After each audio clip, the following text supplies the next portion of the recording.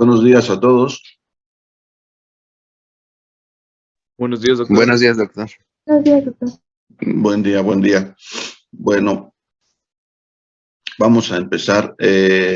A ver, jefe, si me dices en qué nos quedamos la vez pasada.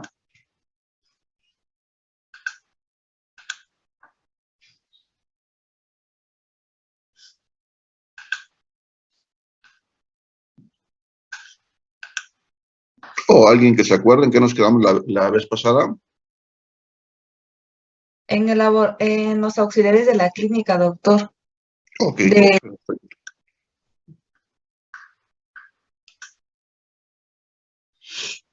Entonces,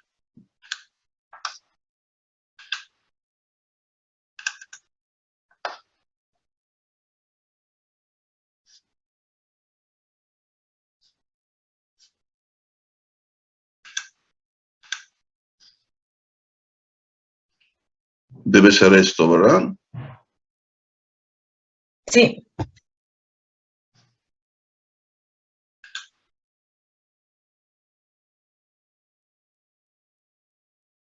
Ok.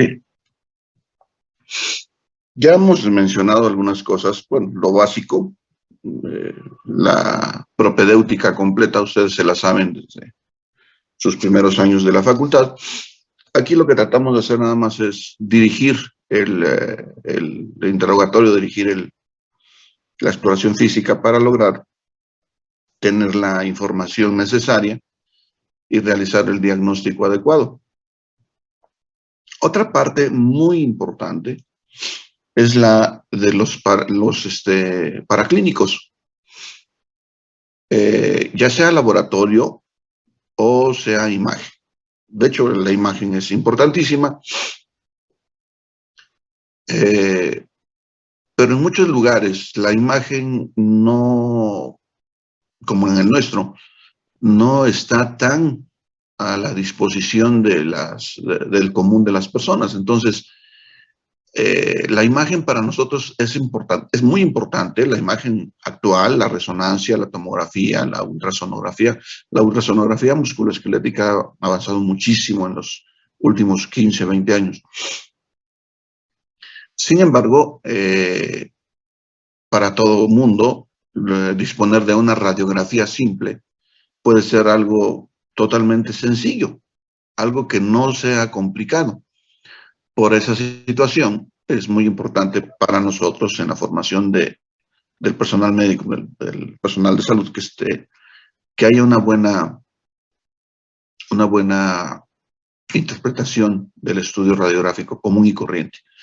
Desafortunadamente, la situación, insisto, va cambiando, pero si ustedes leen, por ejemplo, el libro de texto de reumatología de Kelly,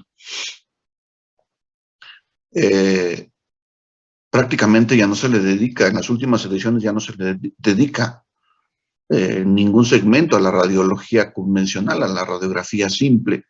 Solamente se habla de tomografía, de resonancia, de ultrasonografía, cuando en nuestro medio eso no es todavía accesible. Pedirle una tomografía o una resonancia a un paciente puede llevarlo a deshacerse de parte de su patrimonio. Entonces, ahí es un poco complicada esa situación. Y por supuesto, en lo que se refiere al laboratorio clínico, no es correcto que en esas mismas situaciones y condiciones solicitemos una lista de 3 hojas, 3 cuartillas de exámenes de laboratorio, cuando lo más probable es que de toda esa lista solamente 3, 4, 5 pruebas sean las indispensables. Todo aquí, donde nos desenvolvemos, es paradójico y a veces hasta ridículo. En las instituciones existen médicos que piden factor reumatoide cada 15 días o cada mes a sus pacientes y se los hacen. Sin embargo, les piden una placa comparativa de las manos en 2 proyecciones y solamente hacen una proyección con el pretexto de ahorrar recursos porque no tiene el hospital o la institución suficiente recurso para hacer 2 proyecciones. Cuando, por ejemplo, 2 proyecciones de una articulación o de un grupo articular, es más importante que estar repitiendo un factor reumatoide cada 15 días porque no tiene absolutamente ningún sentido. Pues a esas paradojas nos vamos encontrando con el día con día. Pero a mí me gusta insistirlo para que ustedes, con el paso del tiempo, no cometan ese error. El examen de laboratorio es un complemento. Rara vez es una prueba definitiva, confirmatoria del diagnóstico, y rara vez es una prueba indispensable, a no ser que sea un parámetro para valorar la mejoría, la respuesta al tratamiento. Hablando de enfermedades reumáticas, el principal parámetro, el estándar de oro para medir la eficacia de los fármacos modificadores de la enfermedad que tienen efectos antirreumáticos, modificadores del curso de la artritis, por ejemplo, reumatoide, es la valoración radiográfica. No los parámetros de laboratorio. Los parámetros de laboratorio solamente nos ayudan a saber si el tratamiento no le está perjudicando al paciente, alteraciones de las pruebas de función hepática como resultado de fármacos que se eliminan en un 90% a través del hígado, o las pruebas de función renal en aquellos medicamentos que se eliminan básicamente por el riñón, etcétera, etcétera, etcétera. Entonces, todo esto de los paraclínicos debemos siempre seleccionarlos y solicitarlos de acuerdo con la información clínica. Otro ejemplo, tengo un paciente masculino, 40 años, hipertenso, tuvo antecedente de litiasis renal, su padre es hipertenso, ha tenido litiasis, es gotoso, tiene artritis gotosa, y este paciente se me presenta porque se le hincha el dedo gordo del pie derecho por primera vez. Lleva 2 semanas con la inflamación. ¿Qué le solicito a este paciente? No le voy a solicitar anticuerpos antinucleares, por supuesto. Tampoco le voy a solicitar factor reumatoide. Probablemente con el antecedente de litiasis y alguna alteración renal posible, podría yo pedirle citometría hemática para ver cómo anda la hemoglobina. Las pruebas de función renal, por supuesto, la química sanguínea básica, o si quiero ser un poco más completo, un perfil de lípidos para valorar el estado del colesterol y triglicéridos. Y obviamente lo básico va a ser solicitarle los niveles de ácido úrico sérico. Podría yo ser un poco más quisquilloso y solicitarle la cuantificación de ácido úrico en orina de 24 horas, una depuración de creatinina, incluso a lo mejor hasta una proteinuria en orina de 24 horas. Pero definitivamente no le voy a solicitar anticuerpos antinucleares. El hecho de que yo le solicitara anticuerpos antinucleares podría existe la posibilidad de que el paciente pudiera tener una prueba de anticuerpos antinucleares positivo a títulos bajos, y esto inducirme ahí algún ruido en el diagnóstico, que me podría obligar a hacer más pruebas para investigar los anticuerpos antinucleares positivos. Pero sabemos que todas las pruebas de laboratorio tienen su margen de error, tienen su porcentaje de falsos positivos, positivos verdaderos, etcétera, etcétera, y el error de precisión de cada prueba. Entonces, esto es lo que nos ayuda a ahorrar muchos recursos también. El tiempo del estudio, por supuesto, si tomo en consideración la información clínica y de acuerdo a eso pido los exámenes de laboratorio, el diagnóstico lo voy a tener en 2 consultas, lo más seguro. Y en nuestro medio, importantísimo reducir los costos en los estudios del paciente. La última cosa para mencionar en este punto es que no existe ningún perfil reumático. Cuando ustedes estén ejerciendo, seguramente van a llegar a su consultorio, personal de un laboratorio clínico X, que les va a llevar sus talones, sus talonarios de solicitudes de exámenes, y dentro de ellos van ustedes a ver perfil reumático 1, reumático 2, reumático 3, etcétera, etcétera. Esto se refiere a que el laboratorio agrupa ciertas pruebas y las hace en un conjunto. Por ejemplo, el factor reumatoide, la proteína C reactiva, sedimentación globular, anticuerpos antinucleares. En otra prueba puede incluir anticuerpos antinucleares, anti-DNA, anti-SM, anticuerpos contra algún cierto tipo de proteínas, etcétera, etcétera. La prueba de Coombs, directo, el complemento C3, C4. Y así sucesivamente. Esto, obviamente, al laboratorio muchas veces le ahorra tiempo porque existen reactivos que ya vienen en grupo, en una sola placa, y no tiene que desperdiciar su placa al laboratorio. Pero desde el punto de vista nuestro, sí es un desperdicio de recursos, sobre todo para el paciente. Si ustedes tienen empatía por el paciente, esto les va a ayudar mucho. Y obviamente así debería ser. Debemos ver al paciente como un individuo, no como una máquina de dinero que nos va a dejar todo lo que tiene en su bolsillo. Entonces, esto no se debe aplicar. No se debe aplicar porque, vuelvo a insistir, el paciente no puede tener factor inflamatorio positivo, anticuerpos antinucleares positivos y ácido úrico al mismo tiempo si solamente padece de gota. Y si los presenta positivos es por las diferentes situaciones que se presentan en los paraclínicos. El error de precisión, los falsos positivos, los falsos negativos, etcétera, etcétera, etcétera. Entonces, todo tiene su explicación científica. Pero a final de cuentas, lo que nos va a servir es lo que está relacionado con la información del paciente. A no ser que ustedes con el paso del tiempo vean que a este paciente además le están saliendo otros síntomas, le están apareciendo otras manifestaciones, bueno, podría tener dos enfermedades al mismo tiempo. Pero es una situación bastante rara, no es frecuente. Por lo tanto, sigo insistiendo en esta situación. Laboratorio lo solicitamos y de imagen lo solicitamos de acuerdo a la información clínica que nos proporcionó el paciente.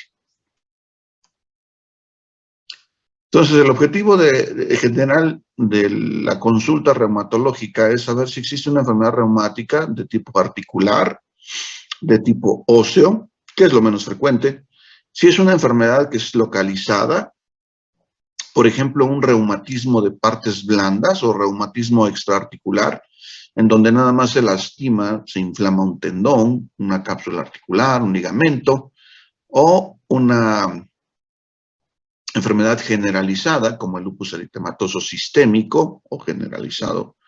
La artritis reumatoide, que la artritis reumatoide principalmente tiene manifestaciones orgánicas también, además de las manifestaciones articulares, etcétera, etcétera. Si es una enfermedad de otra índole, por ejemplo, enfermedades como la diabetes mellitus, con muchísima frecuencia tienen manifestaciones musculoesqueléticas. Fascitis palmar, capsulitis adhesiva en los hombros, la stenovaginitis o tenosinovitis estenosante en los dedos de las manos, entesitis como la entesitis aquilea, la fascitis plantar, etcétera, etcétera, etcétera. Otras enfermedades como la acromegalia, una enfermedad metabólica, endocrinológica, también nos proporciona manifestaciones musculoesqueléticas muy amplias. Ya con toda esta información, pues obviamente vamos a llegar al diagnóstico exacto, al diagnóstico preciso.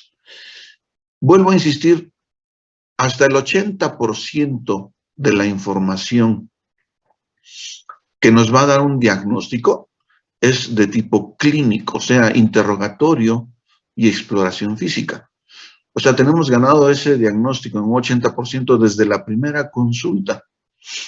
Y muchas veces, la gran mayoría de las veces, y no todas las veces, los parámetros de laboratorio y de imagen son solamente un complemento.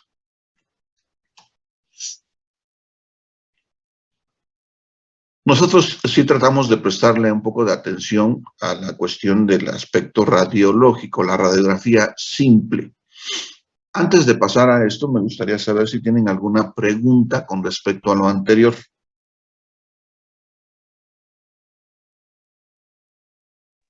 No, De mi doctor. parte no, doctor. Ok, bueno, continuamos entonces. En el esqueleto pendicular La inflamación articular o los procesos inflamatorios de las enfermedades reumáticas nos producen básicamente dos cambios, dos tipos de cambios que podemos agrupar en los cambios de inflamación aguda y los cambios de inflamación crónica. Dentro de los cambios de inflamación aguda, solamente las dos primeras características que vemos en la imagen pueden corresponder a esto: la inflamación de tejidos blandos o los cambios en los tejidos blandos y la disminución de la densidad mineral ósea, que conocemos como osteopenia. Los cambios en los tejidos blandos se dan básicamente por el proceso inflamatorio agudo y se extienden hacia los alrededores de la articulación.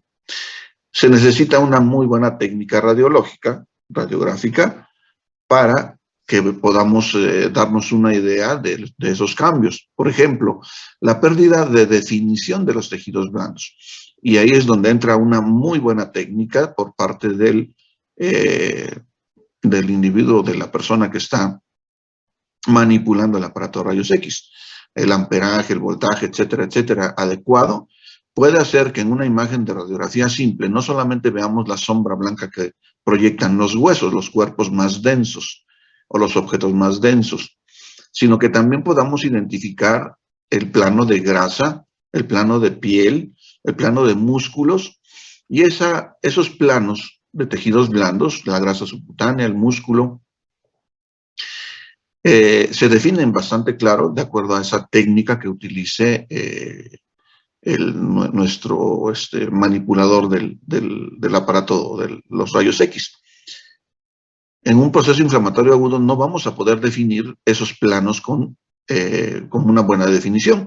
Simplemente vamos a ver una imagen blancuzca, grisácea, alrededor del sitio de la inflamación, y a eso es lo que llamamos la pérdida de definición de tejidos blandos. Otra característica sería el aumento de volumen. Podríamos ver claramente la distorsión del volumen de la región donde estamos haciendo la imagen. Y si el proceso es relativamente, largo, algunos días, algunas semanas de evolución, y es un proceso inflamatorio muy importante, probablemente podamos detectar disminución de la densidad mineral ósea. Es un poco complicado porque para esto se requiere el entrenamiento de estar viendo radiografías todos los días y obviamente saber cuándo es una radiografía de un individuo normal y cuándo no. Podemos llegar a identificar esas pequeñas variaciones en los tonos de gris y blanco de un tejido cuando el tejido tiene una condición normal, y el hueso, cuando empieza a disminuir su densidad mineral ósea, empieza a alterar esos tonos de gris y blanco, se va volviendo cada vez más oscuro. Pero para que el ojo humano entrenado pueda identificar esto, se necesita una pérdida de por lo menos 30% de mineral óseo.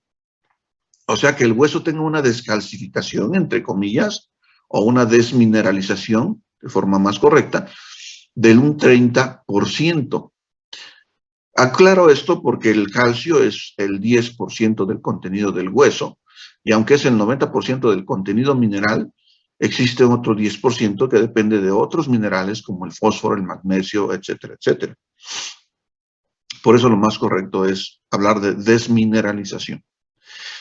Bueno, pues la osteopenia la podemos indicar, la podemos evidenciar o la podemos sospechar cuando hay una desmineralización de un 30%.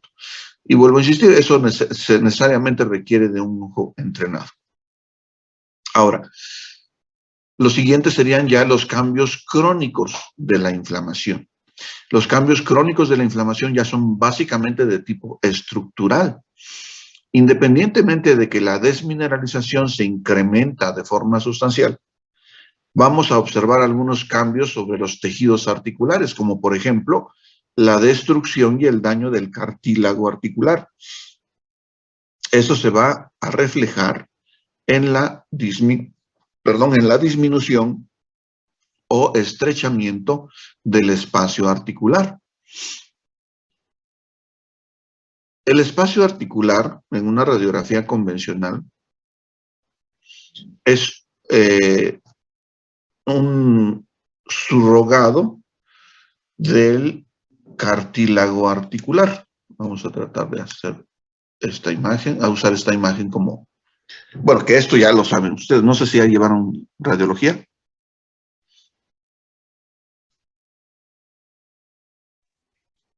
Ya, doctor. ¿Ya? Ah, mucho mejor para mí. Bueno, ustedes saben, mejor que yo, y los fundamentos de la imagen radiográfica, que se emite un haz de rayos X a través de un cuerpo. Y en el lado contrario, la técnica tradicional indicaba que se colocaba una placa fotográfica y que la radiación, los rayos X, iban a revelar prácticamente la placa de rayos X. Sin embargo, va a haber zonas en donde los rayos X no van a pasar con tanta intensidad y van a proyectar una sombra blanca sobre la placa fotográfica. Ese es el fundamento básico. Actualmente ya es diferente porque lo que se utiliza son detectores digitales que detectan la intensidad de rayos X y de esa forma integran, la información integrada nos va a dar como resultado la formación de una imagen. Bueno, pues eso ya no es tema mío. Los huesos van a dar una sombra blanca que de acuerdo a su densidad mineral va a ser una sombra muy blanca cuando el contenido mineral es muy alto o una sombra gris y oscura cuando su contenido mineral es muy bajo.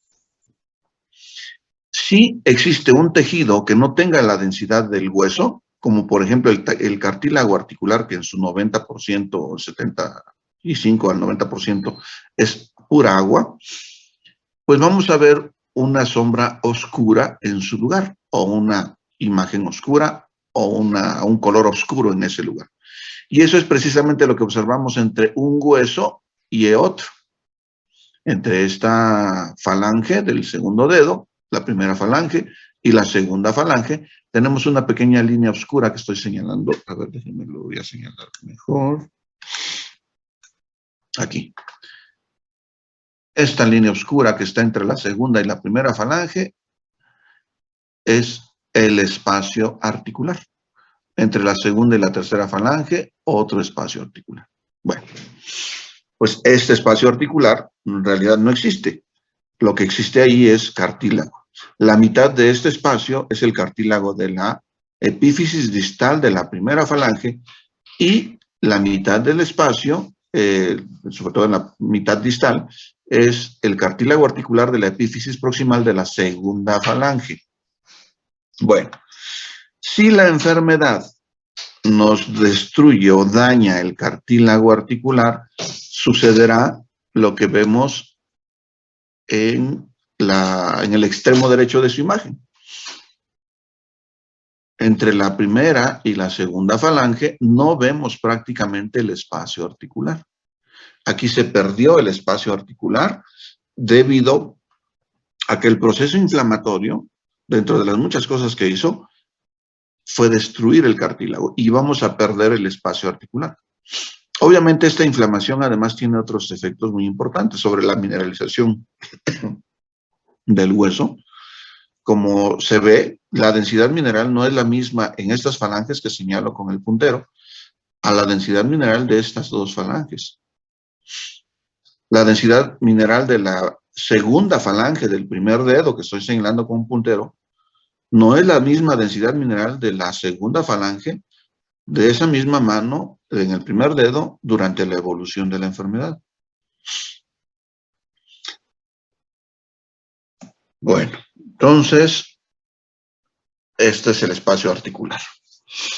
La anquilosis también es otro fenómeno de pérdida de espacio articular. El espacio articular desaparece y en su lugar observamos el dibujo trabecular que pasa de un hueso a otro. Este proceso es lo que en términos comunes y corrientes llamaríamos soldadura. Los huesos se sueldan entre sí, se quedan pegados.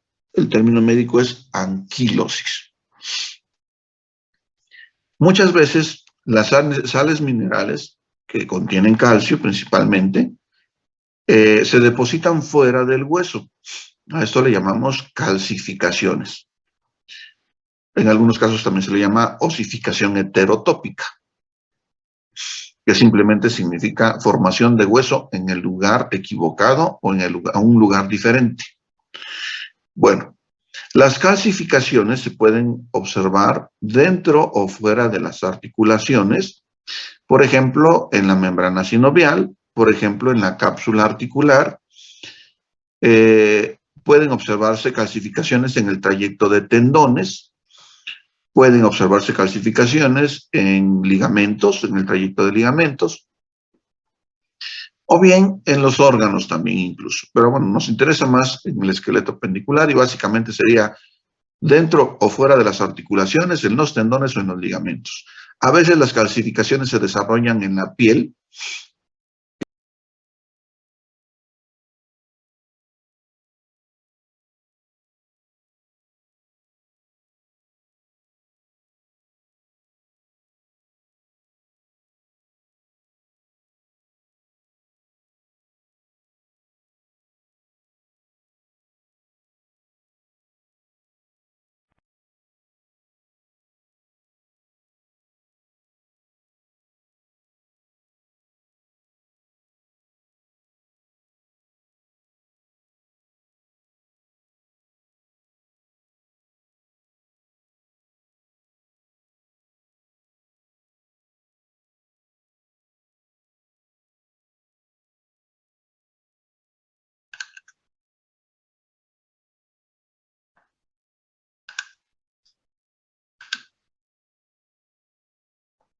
Bueno.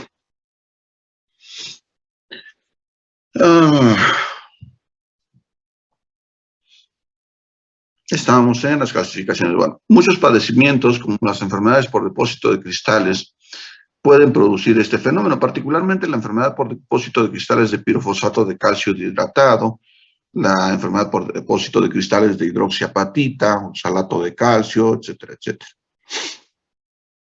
Otras características pueden ser las erosiones. Las erosiones se definen como la solución de continuidad de la cortical ósea en el sitio de inserción de la cápsula articular.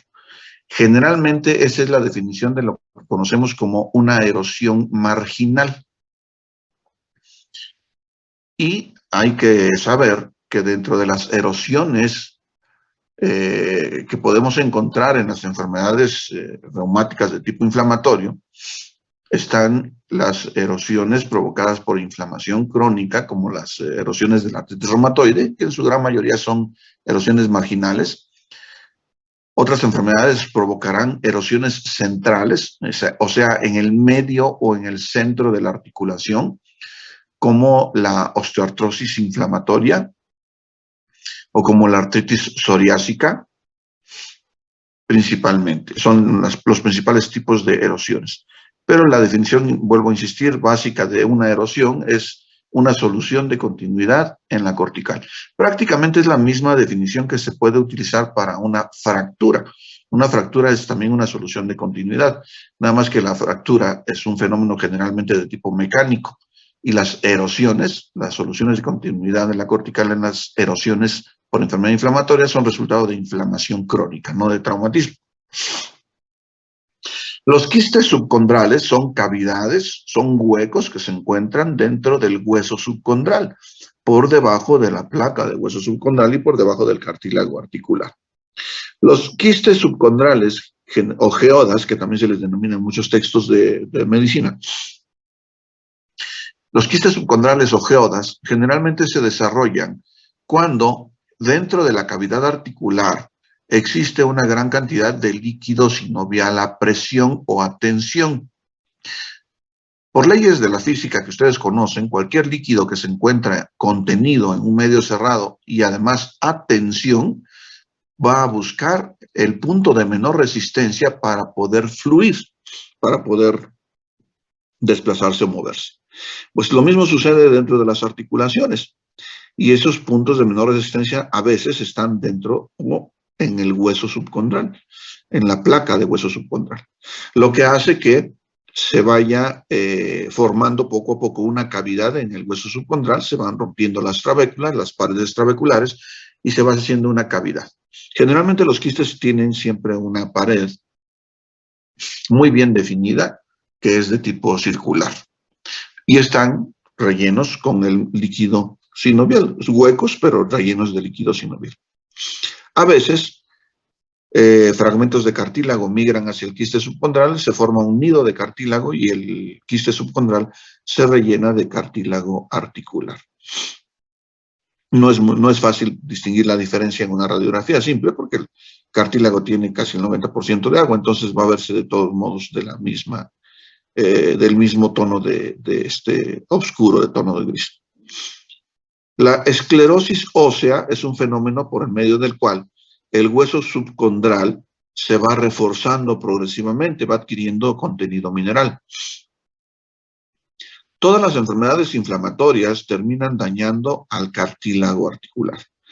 Las principales funciones del cartílago articular son la amortiguación de carga, la lubricación de la superficie articular para la realización del movimiento, y eso precisamente se pierde cuando se pierde el cartílago.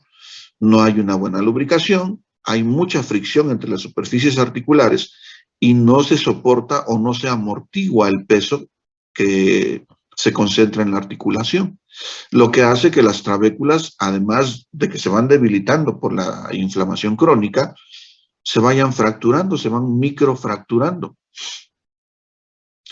La respuesta natural del organismo va a ser que esas microfracturas se tienen que reparar. Y al repararse va a haber un incremento en la mineralización del hueso en esa zona. Radiográficamente eso lo vamos a identificar como una mancha blanca, en un lugar donde normalmente no había una mancha blanca, sino había solamente un tejido de color gris. La esclerosis subcondral, la esclerosis ósea, es una de las características más importantes del proceso del daño del cartílago en la osteoartrosis, que es un proceso crónico y da tiempo suficiente para que se desarrolle esa microfractura del hueso trabecular y la reparación del mismo. En otras enfermedades como la artritis reumatoide, donde la destrucción del cartílago puede llevar semanas o meses, no se da tiempo a que se presente este fenómeno de reparación del hueso subcondral. Por lo tanto, aunque no hay espacio articular, en una artritis reumatoide tampoco encontramos esclerosis subcondral, es muy raro. En la osteoartrosis sí, no hay cartílago, pero también no tenemos la esclerosis. Otra de las características, los osteofitos, que también son la marca fundamental del proceso de osteoartrosis. Es un hecho que cuando ustedes encuentran un osteofito en una radiografía de una articulación, nos está diciendo que el diagnóstico de este paciente es osteoartrosis. El osteofito es la marca fundamental, el sello fundamental de la osteoartrosis.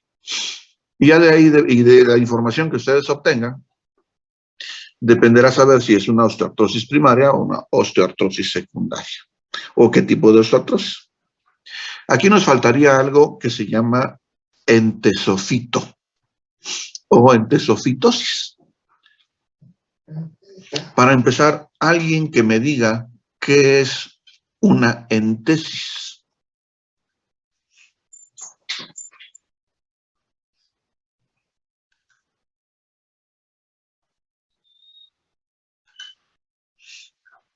A ver, Saraí García Castro, para no fallarle.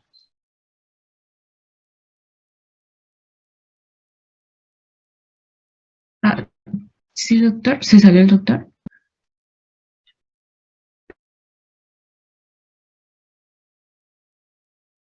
Sí, parece que sí se salió. Creo que sí.